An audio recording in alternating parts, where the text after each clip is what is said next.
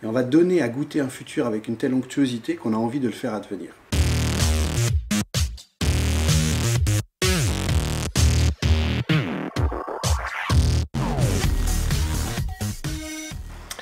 L'Institut des futurs souhaitables, c'est une école de la réinvention. Donc nous, notre artisanat, c'est de voyager dans le temps.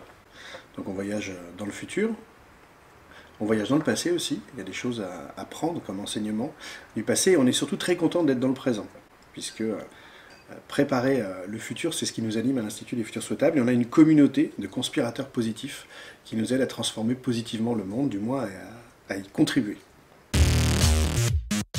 Il y a une grande part d'exploration. En fait, c'est tous ces gens dont on a le bonheur de croiser tous les jours l'existence, c'est profondément des audacieux qui pensent qu'un autre monde est déjà là. C'est pas impossible, c'est déjà là. Et ils y contribuent à leur manière. Un peu comme Magellan qui décide d'aller à l'ouest alors que tout le monde disait qu'il fallait aller à l'est. Ils ont une intuition profonde qu'il y a quelque chose à faire. Et donc, à l'Institut, on relie ces gens-là, on les rassemble sans qu'ils se ressemblent, et on leur donne des armes de construction massive pour aller plus loin. Donc, ce qu'on fait, nous, c'est qu'on voyage dans le futur. Donc, on a comme artisanat la Lab Session. Donc, pendant 6 mois, on se prend le temps de la complexité du monde avec 25 voyageurs volontaires du siècle qui vient, qu'on choisit pour leurs différences. Donc, en gros, il y a des gens qui viennent de grosses boîtes, il y a des gens qui sont des journalistes, des artistes, des étudiants, il y a des gens qui viennent des collectivités territoriales, et pendant 6 mois, ce groupe-là se prend le temps d'aller voir 2040 avec un prisme particulier, qui est un 2040 réussi, qui est un peu l'histoire qu'on ne nous raconte pas dans les médias. Donc ça, c'est profondément ce qu'on fait. La version un peu plus officieuse, c'est qu'on donne des armes de construction massive à ces gens-là pour qu'ils participent à leur tour à cette métamorphose positive du monde. Déjà, je pense que être conspirateur positif, c'est une attitude avant tout. En fait, toutes celles et ceux qui veulent faire une petite différence sont des conspirateurs positifs. Toutes celles et ceux qui pensent qu'un demain qui donne envie d'aller vers lui est possible sont des conspirateurs positifs. Toutes celles et ceux qui sont sur eux-mêmes leur propre terrain d'expérimentation pour une petite différence sont des conspirateurs positifs. Donc il y en a plein en fait. La seule chose, c'est qu'ils se sentent esselés. Or, il faudrait dire aux médias, et vous en faites bon écho, que nous sommes légion en fait. On est plein. Donc ça déjà, ça nous rassérène. On n'est pas une anomalie du système, on est des explorateurs du suivant. L'autre chose, c'est qu'on peut faire encore plus ensemble. C'est là où les armes de construction massive sont à disposition pour faire ce que vous voulez. Vous voulez changer quoi? Un petit peu de votre alimentation, vous voulez changer quoi? Un petit peu de votre éducation, de votre mobilité, de votre rapport à l'argent, de votre rapport à l'autre, de votre rapport à l'intergénérationnel. Et après, vous avez un peu de temps, ou un peu plus de temps, ou énormément de temps. Et avec ces deux variables, à vous d'inventer la vie qui va avec. Une arme de construction massive, niveau 1, mais très subtil. Vous trouvez qu'Amazon c'est sympa, c'est moderne, mais ça détruit un peu les librairies qui au demeurant sont là pour vous conseiller dans votre expérience de la connaissance. Eh bien, il y a Elliot Lepers qui a mis Amazon Killer à disposition, qui est un petit add-on sur votre ordinateur. Vous faites votre recherche confortablement sur Amazon, puisque le confort est justement une arme redoutable. Et sur ce petit add-on, vous cliquez et la recherche, il vous l'amène dans Place des librairies et il vous dit le livre est disponible à 40 mètres de chez vous, c'est le même prix, votre libraire le garde 24 heures si vous voulez, cliquez ici. Niveau 1, ceinture blanche. On peut aller un peu plus loin dans la construction massive, on peut changer un certain nombre d'habitudes, on peut changer un certain nombre de fournisseurs, on peut travailler plutôt de telle ou telle manière, on peut donner du temps à l'intérêt général, on peut allouer un temps citoyen dans l'entreprise. Donc il y a vraiment des amplitudes. Et dans nos conspirateurs positifs, il y en a même qui sont en train de travailler à une agence de notation des États d'un nouveau genre. Donc on voit bien que la transformation, elle est générale et elle est dans tous les champs, quoi. Donc à mon avis, il y a plein de choses à faire au même moment. En fait, il faut supprimer les oui mais et les transformer en et si.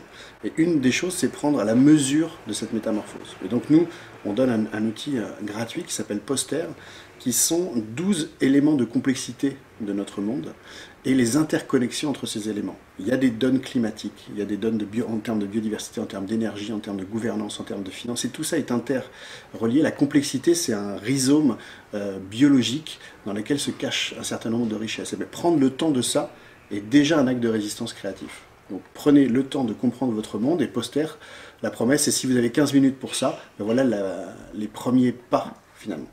Et puis si vous avez plus de temps, vous pouvez ouvrir les fenêtres et voilà 45 minutes de lecture du monde. Et si vous avez encore plus de temps, voilà tous les territoires. On vous invite à aller voir, à aller passer votre curiosité pour essayer de voir une autre réalité du monde.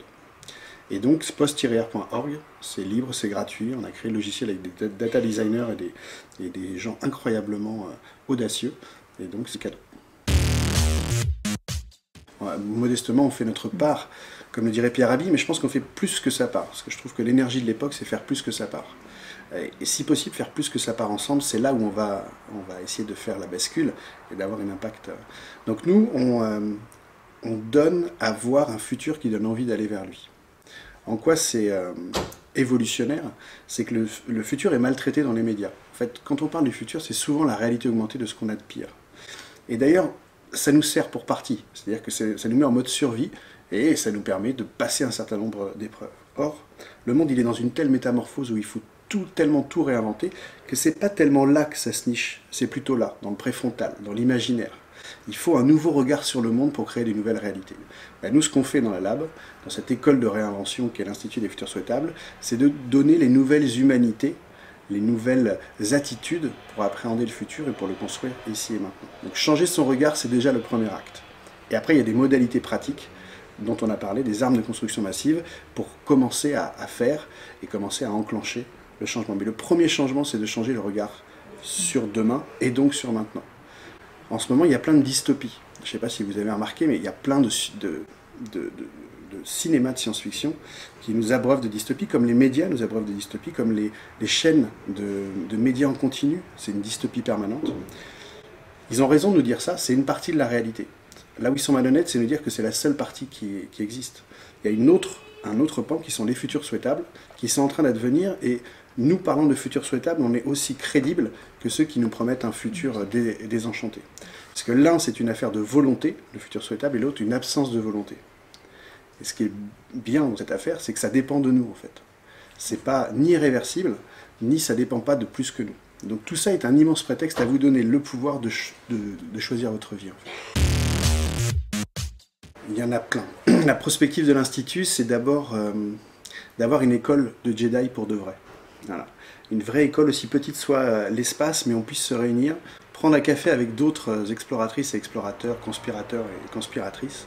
En fait, vous n'avez pas à vous excuser d'être anormal, c'est parce que vous avez une pensée différente que vous êtes les bienvenus. Et puis dans cet espace, il y aura une agora, et on aura une université populaire du futur où on donnera le florilège de ce nouveau monde, libre et gratuit, comme les universités populaires le faisaient à la fin du XIXe siècle. Mais avec des nouvelles humanités, des nouvelles compétences, des nouvelles attitudes, des nouvelles actions à faire pour le XXIe siècle. Et puis on développe un format qui sont des... Ça va être un spectacle dans un théâtre qui va s'appeler Souvenirs du futur. Donc on sera physiquement en 2040, le soir de cette belle soirée, et on va parler de ce qui s'est passé entre 2017 et 2040. Et en faisant ça, on dépasse la barrière du c'est possible ou c'est pas possible. C'est pas la question de ce soir. C'est fait et voilà comment ça change. Et on va donner à goûter un futur avec une telle onctuosité qu'on a envie de le faire advenir. Ça, c'est ce qu'on appelle les conférences uchroniques. L'Uchronie étant au temps ce que l'utopie est au lieu, un temps qui n'est pas ou qui n'est pas encore, et on donne un nouveau récit, ce nouveau récit qu'on appelle de nos voeux dans les médias, mais à défaut de ne pas le voir, eh bien on va le faire advenir dans le théâtre. Donc l'artisanat de l'Institut, c'est de faire des voyages dans le futur, qu'on appelle l'absession, qui dure sur 6 mois, 16 séances.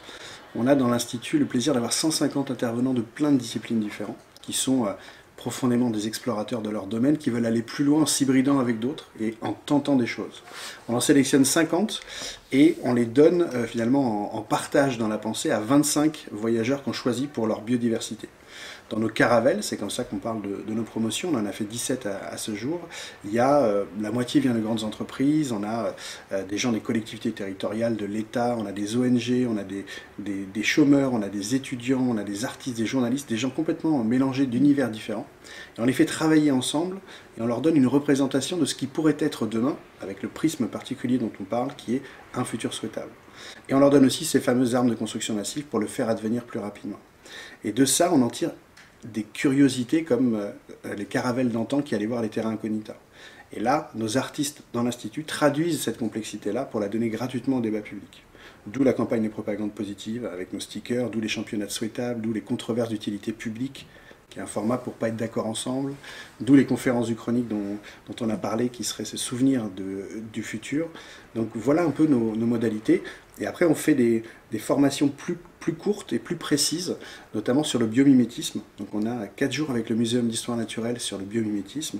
Et on a aussi une Focus Lab sur les organisations souhaitables de demain, qui est de repenser le design du jeu, inspiré par notre expert en intelligence collective, qui nous rappelle que si le Dalai Lama et Mère Teresa jouent au Monopoly, la fin est toujours la même, c'est pas un problème de joueur, c'est un problème de jeu.